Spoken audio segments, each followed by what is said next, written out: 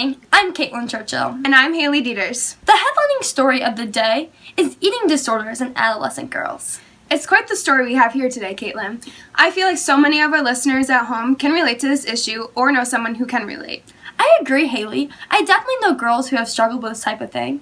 Researchers are saying that the results from recent studies have shown that many of these eating disorders in today's society are due to the size of models and advertisements. Exactly, but this isn't just affecting teenagers, it's affecting young girls as well. Today, 42% of 1st to 3rd grade girls want to be thinner, while 81% of 10-year-old girls are afraid of getting fat. Well, the issue is that as American women have gotten heavier, models have gotten thinner. 25 years ago, the average female model weighed 8% less than the average American woman. According to researchers, today, models weigh about 23% less than the average woman. Companies need to start realizing what they are doing when they are using these models in their advertisements, as opposed to models who actually look like an average-sized woman. Some companies have claimed that they are trying to give women a goal to reach when they are using models who are ultra-thin. The goal that they are setting is just not attainable. In the United States today, the average size model is a 0 or double 0, whereas the average size of a woman is a size 12 to 14.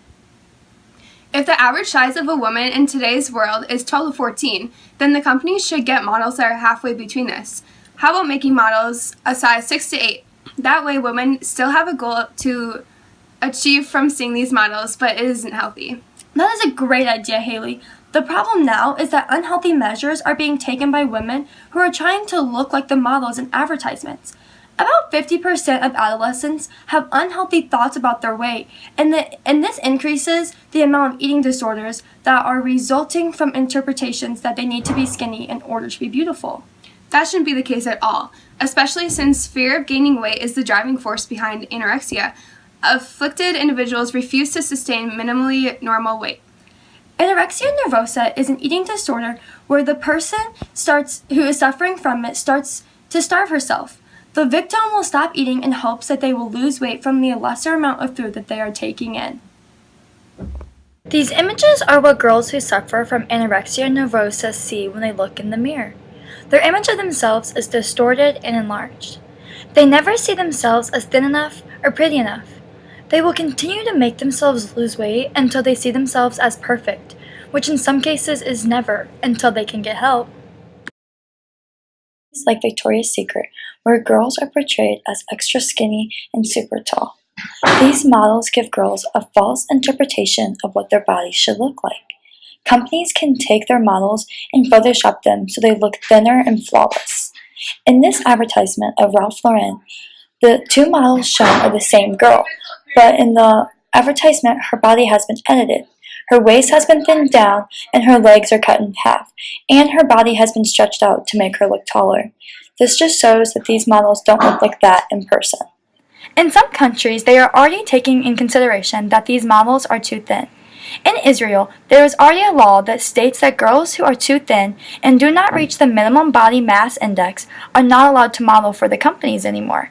According to an article by Alyssa J. Rubin, the proposed legislation in France would use as its base the internationally accepted body mass index to determine whether a model is too thin, and would set criminal penalties for hiring models who fall below the standards determined by the law. The index suggests that a woman who is 5 feet 7 inches tall should weigh at least 120 pounds, but the final legal weights would be determined by French health authorities who adjust the factors such as bone size. This kind of law is being proposed in Spain and Italy as well. We're here today with St. Louis University student Ellen. Hi. The topic we're talking about today is eating disorders caused by models who are ultra-thin.